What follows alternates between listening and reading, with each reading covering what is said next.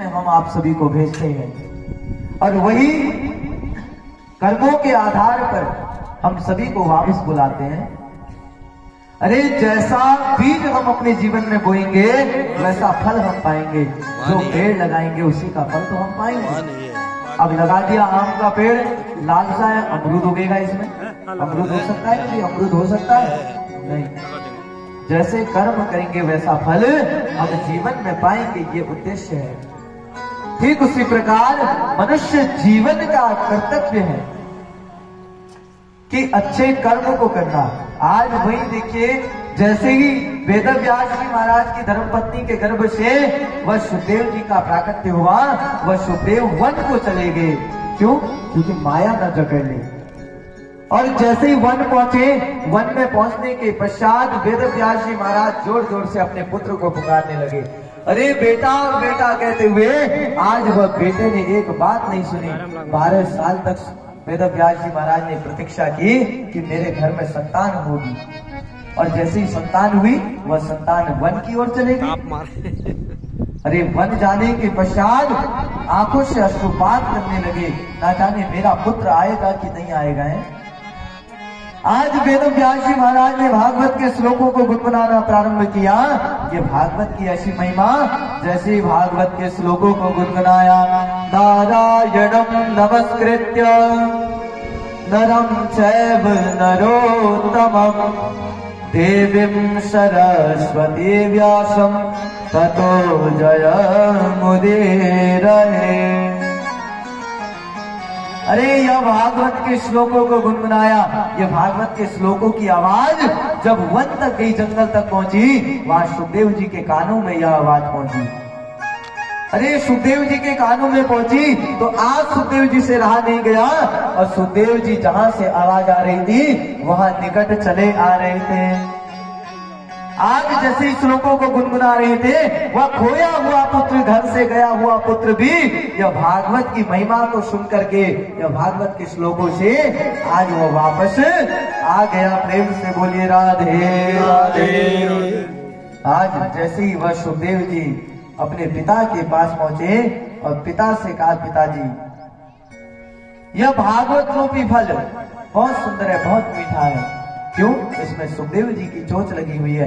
और यही सुखदेव जी से आज भागवत रूपी फल परीक्षित जी में गया, परीक्षित जी को सुनाया गया, और परीक्षित जी से यह फल आचार्य ब्राह्मणों तक आया, और वही आचार्य ब्राह्मणों से आज यही फल हमें प्राप्त होगा।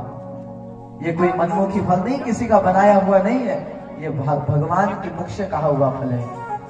भागवत जी के प्रथम स्कंद में भगवान के 24 अवतारों का निरूपण दिया गया है। उन्हीं में से जब भगवान हमारे वेदव्यास जी और भागवत को लिख रहे थे, पुराण लिख रहे थे, तो नारद जी प्रकट हो गए। सुंदर नाम संकीर्तन करते हुए, वीणा की तानों को छेड़ते हुए नारद जी जब प्रकट भये, वह नारद जी आज अपने पूर्व जन्म की समस्त बातों को कहने लगे वेदव्यास जी महाराज से। नारद जी कह रहे हैं कि मैं पूर्व जन्म में दासी का पुत्र था। मेरी माँ संतों की दासी थी, ब्राह्मणों की दासी थी। दासी का तात्पर्य होता है सेवा करना, उनकी शरण में रहना। नारद जी कह रहे हैं कि मेरी माँ संतों की दासी थी, संतों के लिए भोजन बनाती थी, तो मैं अपनी माँ के साथ में सेवा करता था, भोजन बनाने में मदद करता था। मेरी माँ ईंधन पीने जाती, मैं माँ के साथ जाया करता था। अरे आज संतों के प्रति मेरी भावना, मेरी भक्ति, मेरी निष्ठा इतनी बढ़ गई कि मैं संतों के बिना एक पल नहीं रह सकता। जिसकी निष्ठा, जिसकी भावना संतों के प्रति हो जाए, गुरु के प्रति हो जाए, भक्तों, उसका जीवन में कल्याण ही कल्याण होता है। मैंने कल भी आपको बताया, जीवन में कोई दुख आता है जब आपका मन ना लगे, आप गुरु की शरण में चले जाओ। जिसे गुरु मानते हैं, गुरु की एक बार शरण में चले जाओ। ये बात आपको व्यासपीठ से अवश्य कह सकता हूँ कि जो सुख गुरु की शरण में मिलता है, वह सुख हमें कहीं प्रदान नहीं होता। हम मंदिर क्यों जाते हैं? मन की शांति के लिए। क्यों जाते हैं? मन की शांति के लिए। अब तो मंदिर की मर्यादाओं को भी लोग भूल गए, धामों की मर्यादाओं को भूल गए। आज देखिए ऐसा परम सौभाग्य, नारद जी अपनी पूरी दिनचर्या बता रहे हैं कि मेरी माँ संतों की दासी थी, जीवन पर्यंत मैंने संतों की सेवा की, संतों के प्रति मेरी निष्ठा, मेरी भावना रही। अब एक दिन नारद जी कह रहे हैं वह संतों को अचानक कहीं जाना पड़ गया, तो संतों ने मुझसे कहा कि बेटा नारद, हमें यह भूमि को छोड़ करके किसी दूसरी भूमि में जाना है, किसी दूसरी जगह जाना है। आज नारद जी कह रहे हैं संतों से कि महाराज मुझे भी आपके साथ चलना है। आज संतों ने नारद जी को एक बात समझाई, कहा कि बेटा नारद देखो, आपका कर्तव्य है, जब तक माता पिता है आपको माता पिता की सेवा का पालन करना है, माता पिता की आज्ञा का पालन करना है। अरे तुम अपनी माँ को छोड़ करके हमारे साथ कैसे आ सकते हो? हर पुत्र का, हर पुत्री का कर्तव्य होता है कि माता पिता की रक्षा करना, अपने से बड़ों का आदर सत्कार करना। आजकल तो माता पिता की रक्षा हो ही कहाँ रही, बहुत कम देखने को मिलता है। अरे वह माता पिता पूरा जीवन निर्वाह कर देते हैं, अपने पुत्र पुत्री को बढ़ाने के लिए आगे हैं, अपना जीवन निर्वाह कर देते हैं, न्यौछावर कर देते हैं पुत्र पुत्री के लिए। और आज देखिए, अगर वही पुत्र कोई कार्य को करने जा रहा है तो माता पिता को घर में पता नहीं होता हमारा पुत्र यह कार्य करने जा रहा है। वह पुत्र पहले ससुराल में फोन मिलाता है, साले साहब ये कार्य कर रहा हूं है, मकान लगोछू गाय लोछो कसरे। अरे वही बात तुम अपन घर भेज बाबू तो पुछला कसरत। अरे जहां माता पिता से आपने यह बात पूछ ली, आपने एक एक बात अपने माता पिता से कह दी, तो भैया वो कार्य जीवन में कभी असफल नहीं हो सकता है। माता पिता को पता है नहीं, जो कार्य हो जा रहा है उसके बाद पता चल रहा है। कर्तव्य ये होना चाहिए। आज संतों ने भी नारद जी को यही सिखाया कि बेटा नारद तेरी माँ है, तू अपनी माँ की सेवा कर, माता पिता के प्रति निष्ठा रख। ये नहीं कि जब तक माता पिता ने तिजोरी की चाबी नहीं सौंपी तब तक माता पिता की सेवा हो रही है। आजकल तो यही हो रहा है, माता पिता ने तिजोरी की चाबी दे दी तो फिर पूछने वाला नहीं है बेटा बेटी है, या किसी तीर्थ स्थान में माता पिता की खाट, या ऐसी दुख में पड़े। कर्तव्य होना चाहिए कि जब तक प्राण है तब तक रक्षा करें। क्यों? माता पिता ने कितनी कठिनाई से पाला हमें। अरे कितने दिन रात रात में वह माँ उठी होगी, वह पिता उठा होगा हमें इतना बड़ा पाल पोषने में। आज नारद जी संतों की बात को मान के संतों से कहा कि महाराज देखो, आना तो मुझे आपके साथ है, लेकिन मेरी माँ भी है, मुझे अपनी माँ की सेवा भी करनी है। लेकिन संतों ने कहा बेटा नारद देख, तुझे एक गुरु मंत्र दे करके जाते हैं, तू सदैव इस गुरु मंत्र का जाप करना और तुझे भगवान की प्राप्ति जीवन में एक न एक दिन अवश्य होगी। आज वही नारद जी गुरु मंत्र का जाप कर रहे हैं और संत महात्मा निकल गए, दूसरे देश में चले गए। अब एक दिन तो नारद जी ने एक माला जपी, दूसरे दिन 2 जपने लगे। ऐसा करते करते अब अभ्यास इतना हो गया कि दिन में भोजन का समय होता 2 बजे, तो नारद जी 4 बजे तक माला जपते, 4 बजे तक राम राम राम राम करते रहते हैं। अब तो नारद जी ने एक समय का भोजन ही छोड़ दिया, अब तो एक ही टाइम भोजन करते, राम राम राम राम करते माला में। भैया जब समय हुआ, अब नारद जी की माँ को चिंता होने लगी। किस बात की? अब लगता है मेरा बेटा बाबा बन जाएगा। माता को सबसे बड़ा दुख अगर किसी बात का होता है, सबसे बड़ा चिंता अगर किसी बात की होती है, किस बात की होती है? कि यार चल जो ना बन जो है, सबसे बड़ा दुख इसी बात का होता है। अरे मैं तो अपने जीवन में प्रत्यक्ष देखता हूँ, आप सबके बीच की कई माताएं ऐसी आती हैं, बड़ी बुजुर्ग माताएं व्यासपीठ में आके कह जाती हैं बेटा बाबा मत बनना, हाँ पंजू बाबा जन बनिया क्या करिए। अरे बाबा बनना कोई गलत है क्या? संतों का कर्तव्य है, संत चाहें तो भगवान के लिखे हुए विधान को पलट दें। आज ये सनातन संस्कृति संतों की बदौलत तो टिकी हुई है। अरे संत नहीं होंगे तो ये सनातन पद्धति चलेगी हमारी? नहीं। तो आज नारद जी की माँ को चिंता होने लगी कि बेटा लगता है बाबा न बन जाए।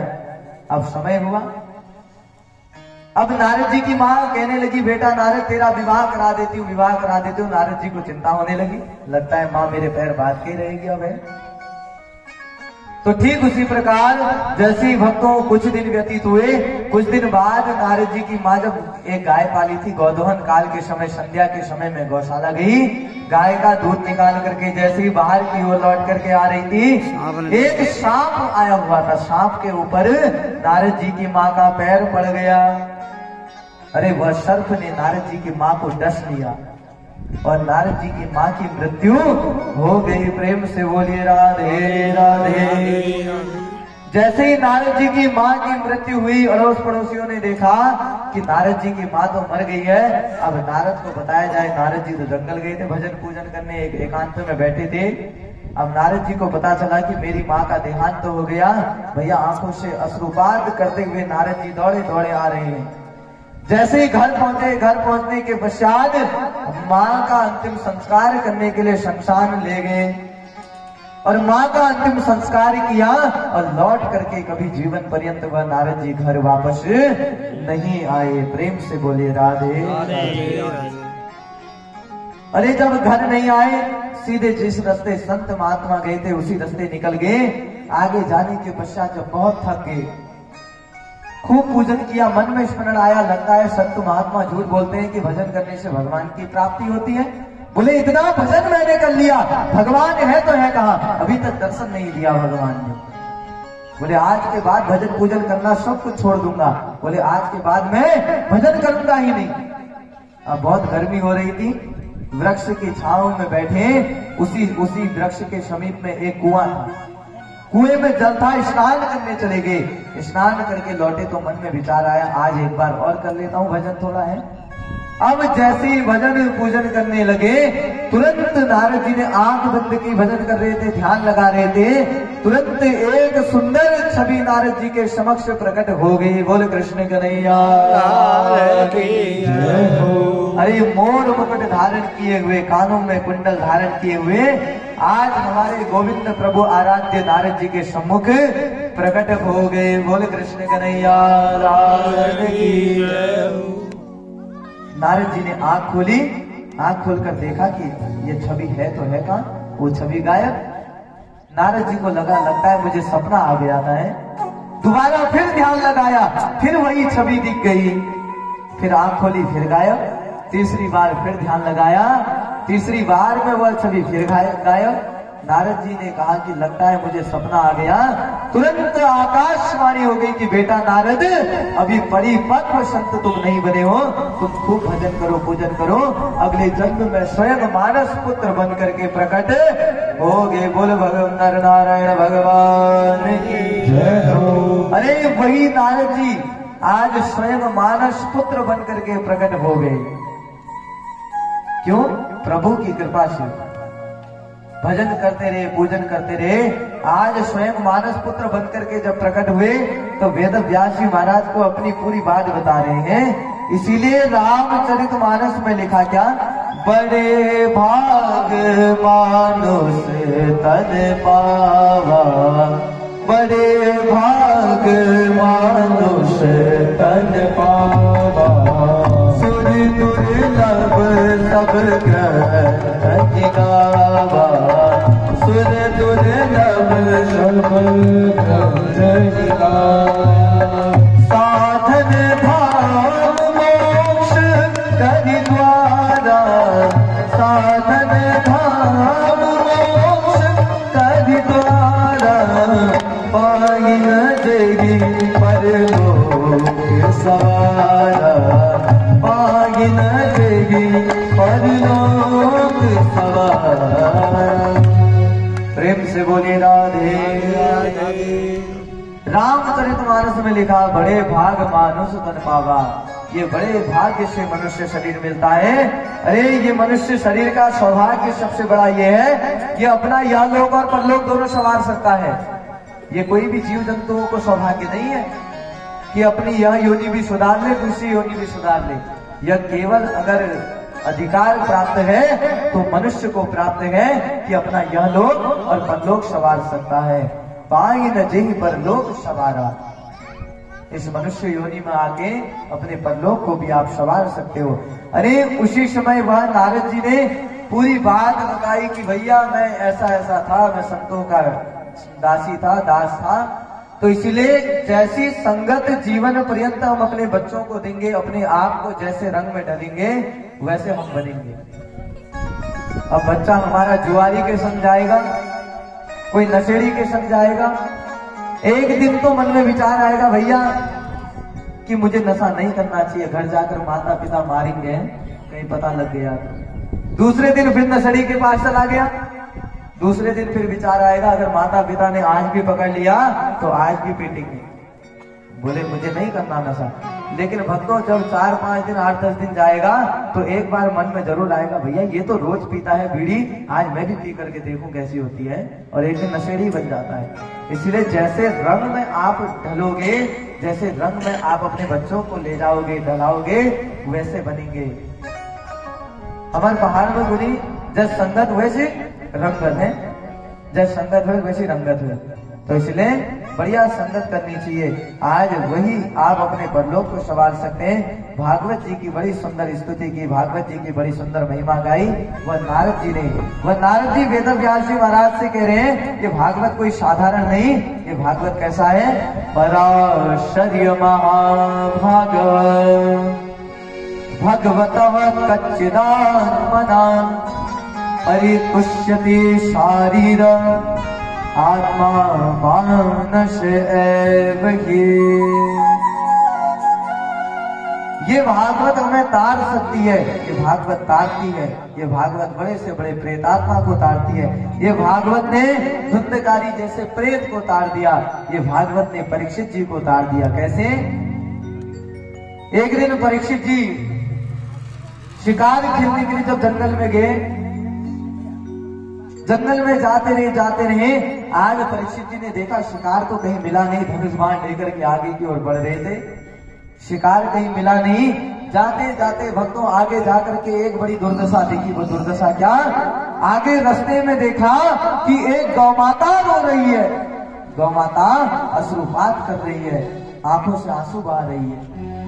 उसके पास में एक बछड़ा पड़ा हुआ है, भैया जो नीचे बैठा है आंख से आंसू बहा रहा है।